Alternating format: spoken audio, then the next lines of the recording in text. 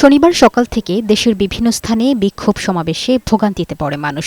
শুক্রবার রাতে মুন্সিগঞ্জের শ্রীনগর থানা থেকে এজাহারভুক্ত আসামি যুবদল নেতা তরিকুল ইসলামকে ছিনিয়ে নেওয়া হয়। এর প্রতিবাদ ও জড়িতদের বিচারের দাবিতে ঢাকা মাওয়া মহাসড়কে ব্লকেড ও প্রতিবাদ কর্মসূচি পালন করেছে বৈষম্যবিরোধী ছাত্র আন্দোলনের নেতাকর্মীরা। এ সময় মহাসড়কে ১ কিলোমিটার এলাকায় যানজট দেখা দেয়। গাজীপুরের টঙ্গীতে কারাবন্দী বীর মুক্তিযোদ্ধা নুরুল ইসলাম সরকারের মুক্তির দাবিতে বিক্ষোভ সমাবেশ করেছেন বিএনপি নেতাকর্মীরা। গাজীপুর সিটি কর্পোরেশনের টঙ্গী কলেজ গেট এলাকায় ঢাকা ময়মনসিংহ মহাসড়কের পাশে এই বিক্ষোভ সমাবেশ পালন করা হয়। এ সময় মিথ্যা হত্যা মামলায় নুরুল ইসলামকে কারাবন্দী রাখা হয়েছে বলে দাবি করেন বক্তারা। গতানুগতিকভাবে তার পক্ষে আন্দোলন চলতে থাকবে। এদিকে চট্টগ্রাম ইপিজেডে দুটি পোশাক কারখানার শ্রমিকদের মধ্যে সংঘর্ষ হয়েছে।